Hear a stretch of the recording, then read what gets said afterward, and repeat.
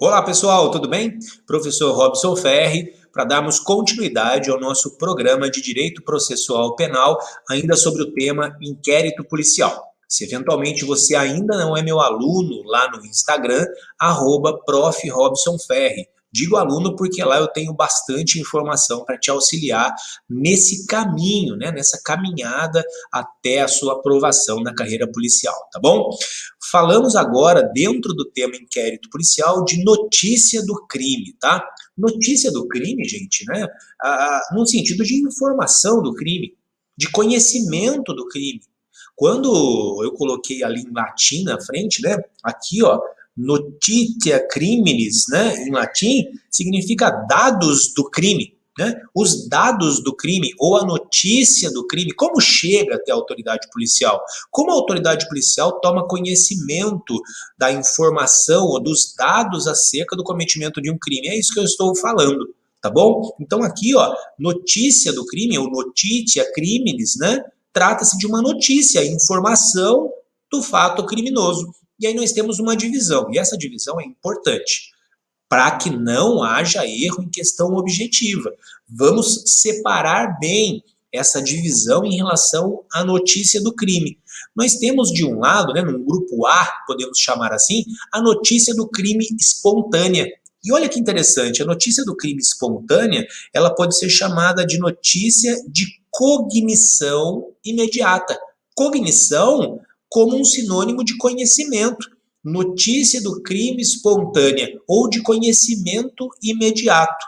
E essa espécie comporta duas subespécies, a informal e a anônima, tá? E de outro lado, num grupo B, um pouquinho maior, nós temos na notícia do crime provocada.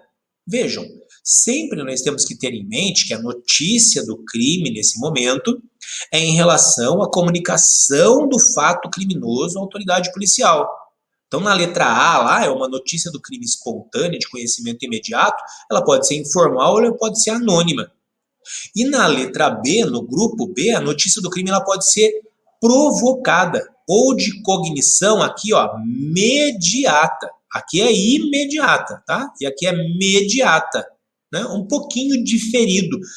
O tempo da informação do crime postergado é reflexo, um pouquinho mais à frente a comunicação.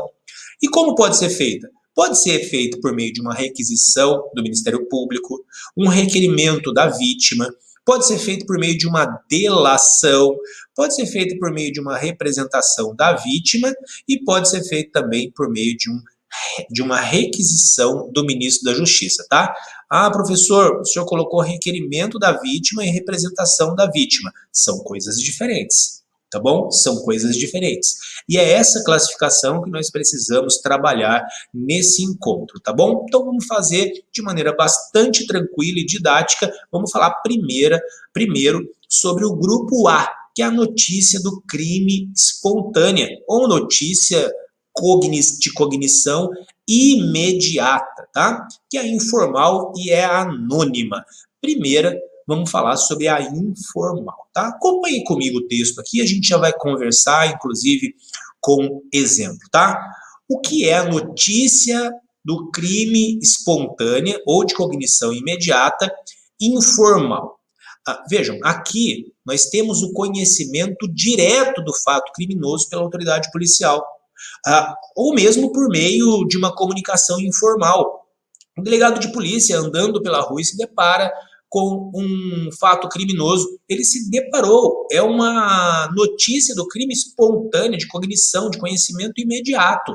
Só que é informal, não tem nenhuma formalidade. Ninguém foi até a delegacia. O delegado de polícia se deparou, ele se depara com a infração criminal por meio de investigação, por meio de imprensa ou mesmo ao acaso, que é muito mais difícil, Bem provável que seja em razão de investigação posterior ou então em razão de alguma comunicação feita pela imprensa, tá bom?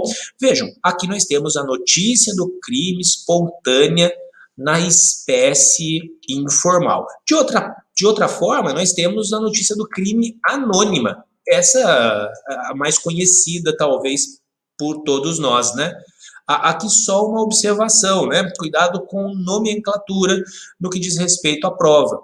A notícia crime anônima também ela pode ser chamada de delação apócrifa, tá?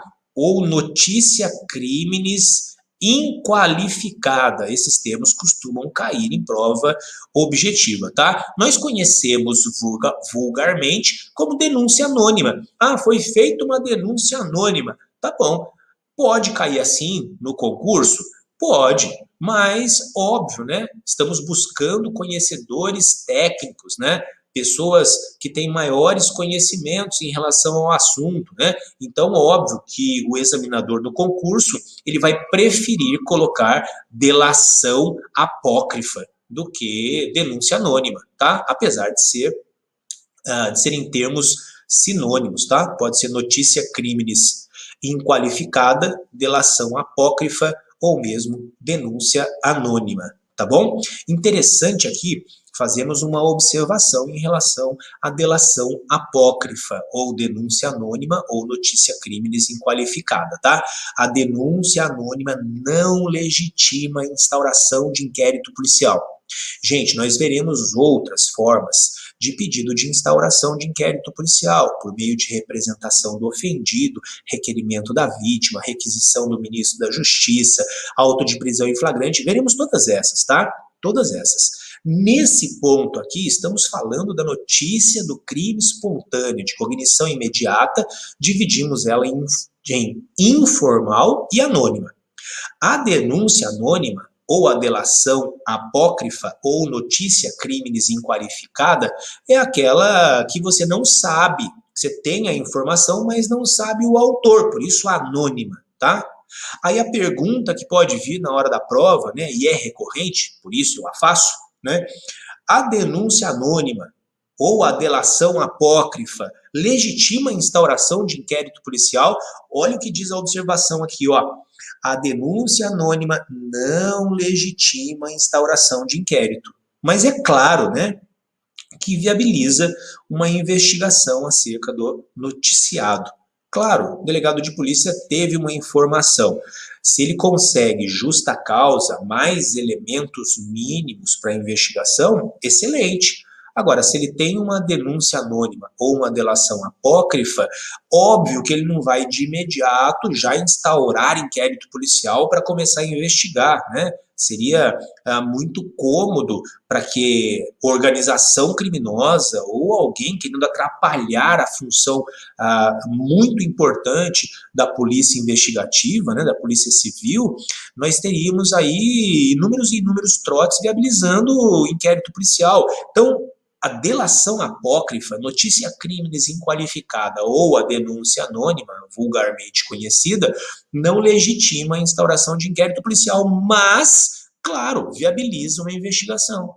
Se alguém liga na delegacia, não se identifica e diz que ali, a 3 casas da delegacia, está acontecendo um homicídio, por óbvio, pelo menos fazer a análise, né, do local, fática, se faz, claro, se depara-se com crime, posteriormente se instaura o inquérito, mas só a notícia por si só não viabiliza a instauração de inquérito policial. Ok? Beleza? Bacana.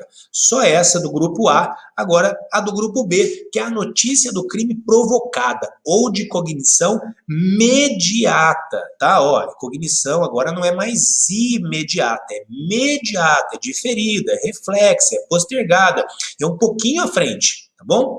Aí nós temos aqui, ó, tanto como subespécies dessa, né? A requisição do MP, um requerimento, né, uma requisição no sentido de ordem, hein? Vamos falar sobre isso, tá?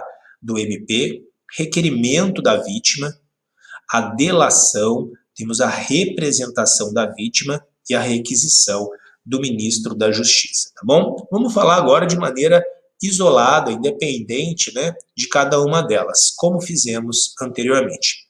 Primeiro, requisição do Ministério Público. Gente, o promotor de justiça, aí, ó, nós temos que separar, hein, nos crimes de ação penal pública, tá? Nos crimes de ação penal pública, o Ministério Público pode determinar a instauração de inquérito policial por meio de requisição. Professor, o senhor deu uma ênfase na palavra determinar, né? Determinar, ele manda, né? Gente, não significa que ele manda no delegado de polícia, mas a requisição dele é sinônimo de imposição, ou seja, a autoridade policial deve instaurar inquérito, tá? Vejam, estamos falando de notícia do crime. Como que a notícia do crime pode chegar até o delegado? No que diz respeito a esse grupo B, notícia do crime provocada, pode ser provocada pelo membro do Ministério Público. Como assim, Robson? Imaginemos uma situação. Em um processo específico, que já tramita numa vara específica, o juiz de direito toma ciência do cometimento de um fato criminoso. Qual fato criminoso, Robson? Exemplo, artigo 342 do Código Penal, que é o crime de falso testemunho, tá? Imagina lá que alguém mentiu em juízo. O juiz se depara com essa mentira. Tem prova dessa mentira. O juiz pode começar um processo? Claro que não. O que o juiz faz? Ele extrai cópia dessa parte do processo em que houve a mentira, dando atribuição a essa mentira àquela testemunha, por exemplo, tá? Que mentiu em juízo. Que testemunha, Robson? Testemunha X. Tira essa parte onde houve prova de que existiu mentira e envia para o promotor de justiça. Aí o promotor de justiça olha e fala assim, legal, bacana, tem um crime aqui, mas eu não tenho ainda elementos informativos, eu não tenho ainda elementos probatórios suficientes para que eu oferte a denúncia. Então, o que ele faz?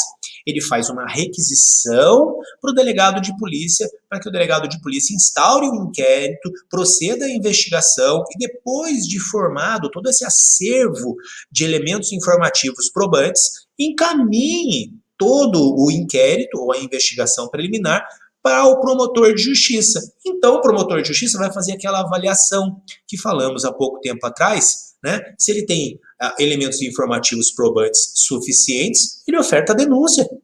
Se ele não tem, ele pede novas diligências para o delegado. Ou se ele entende que é um caso de crime já prescrito ou é caso de fato atípico, o promotor ele requer o arquivamento. Lembram disso? Então, nesse caso aqui, ó, a requisição do ministro da Justiça nos crimes de ação penal pública, porque o promotor não tem legitimidade para a ação penal privada, mas nos crimes de ação penal pública, o promotor de justiça pode requisitar a instauração de inquérito policial, dando notícia do crime, que é o tema da nossa aula, dando notícia do crime ao delegado de polícia para que ele proceda às devidas investigações, tá? Concluídas as devidas investigações, o delegado de polícia relata, manda para o juízo abre vista ao promotor de justiça. Legal? Primeira espécie, então, na notícia do crime provocado. Segunda espécie, requerimento da vítima, tá? Vítima ou o seu representante legal, tá? A vítima ou o seu representante legal, eles podem noticiar o fato à autoridade policial. Que fato, Robson? O fato criminoso. O fato criminoso, tá? O fato criminoso pode ser noticiado ao delegado de polícia por meio da vítima ou por meio do seu representante legal, tá? Onde ele faz isso, Robson? Numa peça chamada requerimento. Requerimento no sentido de pedido, gente, tá? Devendo narrar o fato, suas circunstâncias, especificar o suposto autor da infração penal, todos os dados da infração. Vejam, notitia criminis em latim significa dados do crime. Então, quando eu falo de noticiar o crime ao delegado de polícia, a quem tem a atribuição constitucional, processual penal e até uma lei específica no artigo 2º, parágrafo 1º da 12.830 de 2013, que nós já conversamos de uma aula anterior, né? Nós temos que o delegado de polícia que tem atribuição para investigar. Então, veja, estamos levando a notícia do crime ao delegado de polícia. Como pode ser levada a notícia do crime. Vimos que pode ser pelo promotor e agora vimos que pode ser pela vítima ou pelo seu representante legal. Esses precisam notificar o fato criminoso de maneira esmiuçada, de maneira detalhada. Vejam o que diz o artigo 5º, especificamente o parágrafo 1º e a linha A e a linha B. Diz lá o parágrafo 1º do artigo 5º sobre o requerimento da vítima, tá? O requerimento a que se refere o inciso 2 conterá sempre que possível. O que tem que conter esse requerimento noticiando o crime? A narração do fato com todas as suas circunstâncias. Vejam, a narração de toda a circunstância vai individualizar a conduta criminosa. Às vezes a conduta criminosa ela pode ser simples, dependendo de como foi feita, pode ter uma causa de aumento de pena, dependendo de como foi feita, ela pode ser qualificada, dependendo de como foi feita, ela pode ser privilegiada. Então vejam, essa narração do fato precisa ser detalhada, precisa ser esmiuçada. Todas as circunstâncias devem vir, porque as circunstâncias que gravitam ao redor do crime podem qualificar, podem privilegiar o crime, pode gerar uma atenuante, uma agravante, uma causa de diminuição, uma causa de aumento. Por isso, a narração ou a narrativa do fato criminoso, informando ao delegado, vai servir para a individualização do tipo penal, tá bom? Bacana, mas, letra B do parágrafo 1º, o requerimento deve conter, né, se possível, a individualização do indiciado. A individualização, claro, precisamos individualizar o autor do crime. É certo, né, gente, que nem sempre nós temos o nome completo do criminoso, né? Nós temos ali RG e CPF, né? Imagina, no momento do crime, fala assim, por gentileza, senhor criminoso, poderia me dar seu nome completo, RG e CPF, para posteriormente eu fazer um requerimento para instauração de inquérito? Não, né? Isso normalmente não acontece, Robson, eu sei. Mas sempre que possível, individualiza. Eu sei quem é. Quem é? É o João da esquina, que tem um depósito de gás. Sei lá, tá? Tô supondo aqui, né? Eu sei quem é. Quem é? É o João que tem um caldo de cana ali na esquina. Você individualiza sempre que possível. Ah, é o João, ele mora ali naquela casa, ele tem uma tatuagem grande aqui. É um fator de identificação. Pode ser um corte. Não é porque ele tem tatuagem, tá? Que ele é o criminoso, mas porque, ele pode ter um corte. Ah, é o João que tem um corte, tá? Ah, quem é? É o João que manca. Você vai individualizar a pessoa, tá?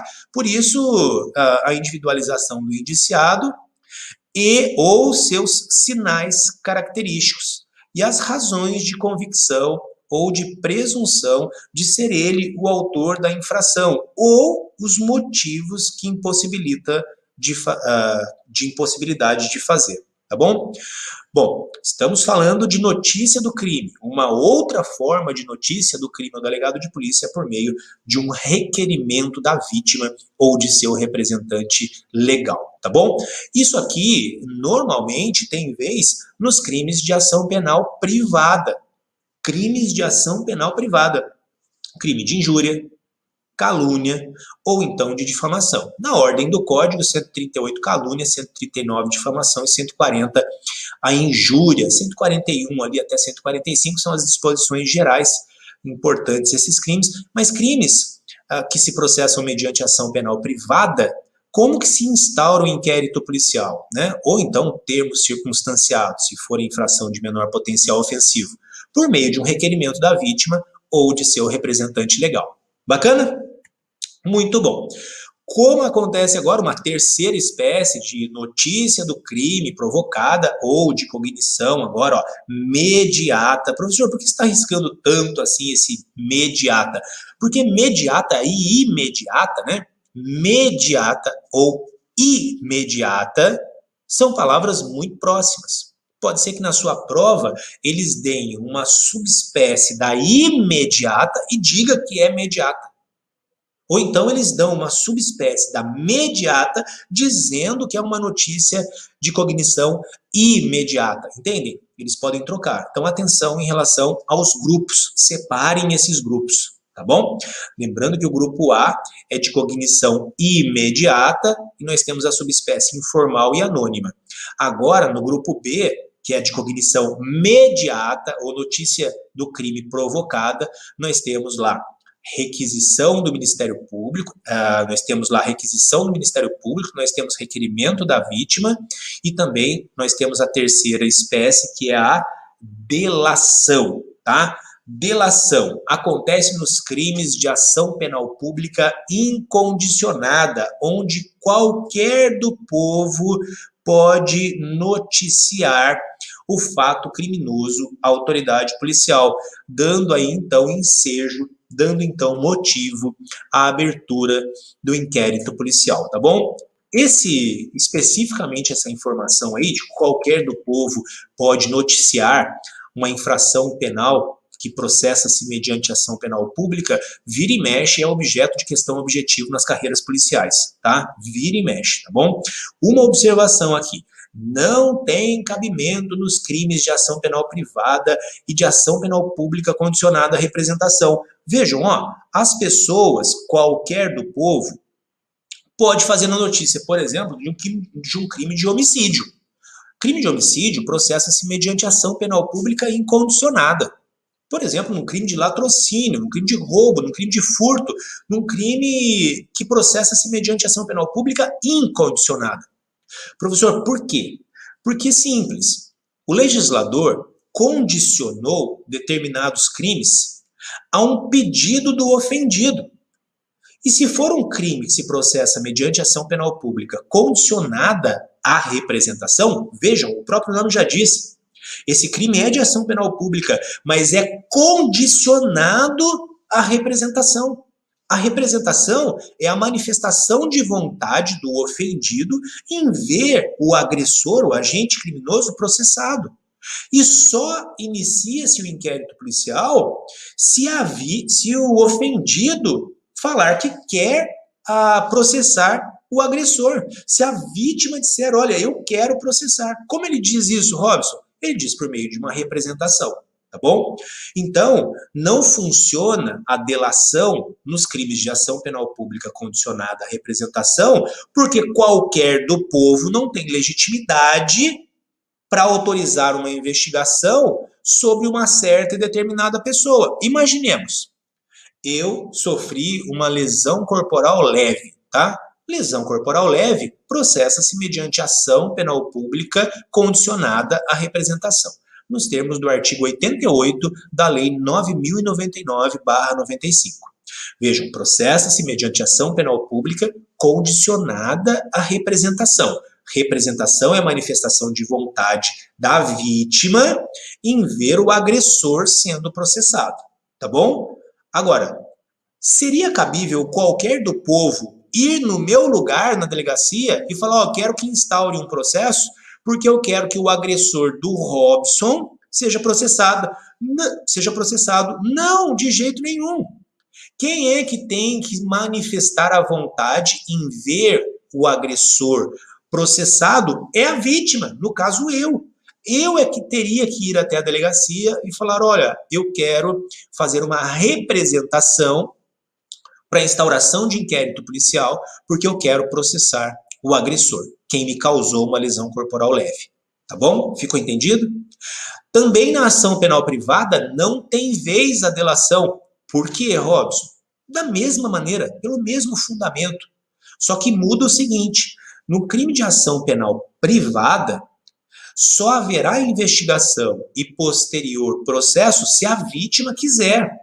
Se é assim, a vítima no crime de ação penal privada deve ir até a delegacia e falar, eu quero que investigue, porque posteriormente eu quero processar. Por isso que qualquer do povo não pode ir no lugar da vítima do crime de ação penal privada. Imaginemos agora que eu fui vítima de um crime de calúnia. Calúnia processa-se mediante ação penal privada, ok? Bacana. Então, calúnia processa-se mediante ação penal privada. Como que se instaura a investigação, Robson? Por meio de um pedido da vítima, requerendo a instauração da investigação. Posteriormente, a vítima contrata um advogado para iniciar o processo. Seria possível, então, qualquer do povo ir até a delegacia e falar, olha, cometeram um crime de calúnia contra o Robson, mas eu, que não tenho nada a ver com ele, eu quero que inicie uma investigação para depois processar-se perante o juiz? Claro que não pode. Por isso que essa delação que acontece nos crimes de ação penal pública incondicionada, aí sim, qualquer do povo pode noticiar o fato ao delegado de polícia, mas não funciona a delação nos crimes de ação penal privada e nos crimes de ação penal pública condicionada à representação, porque nesses dois últimos casos carecem do elemento volitivo, vontade da vítima em iniciar uma investigação e futuramente processar o agressor. Beleza? Muito bom.